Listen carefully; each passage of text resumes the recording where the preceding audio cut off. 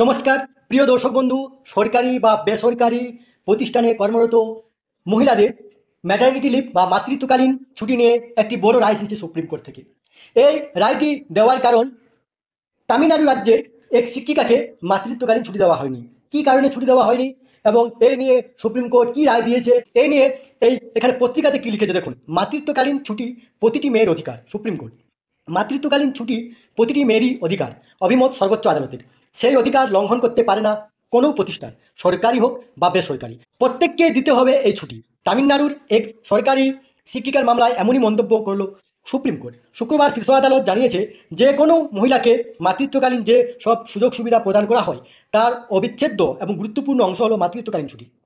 মামলাকারী তামিলনাড়ুর শিক্ষিকা দাবি করেন যে দ্বিতীয়বার বিয়ের পরে তার যখন সন্তান জন্মগ্রহণ করেছে তখন তাকে মাতৃত্বকালীন ছুটি দেওয়া হয়নি। প্রথম বিয়েতে তার 2 সন্তান হওয়ার যুক্তি দেখিয়ে মাতৃত্বকালীন ছুটির আর্জি খারিজ করে দেওয়া হয়। শুধুমাত্র প্রথম 2 সন্তানের ক্ষেত্রে মাতৃত্বকালীন ছুটির সুবিধা পাওয়া যাবে বলে তামিলনাড়ু সরকারের নিয়ম আছে। এমনিতে সুপ্রিম কোর্টের সেই পর্যবেক্ষণের মাসখানেক আগে মহিলা সরকারি কর্মচারীদের জন্য মাতৃত্বকালীন সুযোগ সুবিধা বৃদ্ধি করেছে তামিলনাড়ু সরকার। রাজ্য সরকারের তরফে জানানো হয়, ইতিমধ্যে মহিলাদের মাতৃত্বকালীন ছুটির মেয়াদ 9 মাস থেকে বাড়িয়ে 1 বছর করে দেওয়া হয়েছে। কিন্তু এতদিন প্রবেশন পিরিয়ডে থাকা মহিলা সরকারি কর্মচারীরা সেই সুযোগ পেতেন না। এবার থেকে তারাও মাতৃত্বকালীন ছুটি পাবেন।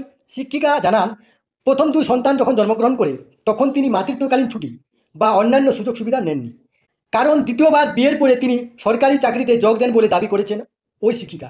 তার পক্ষে আইনজীবী সওয়াল করেন, রাজ্য সরকার মাতৃত্বকালীন ছুটির আর্জি খারিজ করে দিয়ে শিক্ষিকার মৌলিক অধিকার লঙ্ঘন করেছে।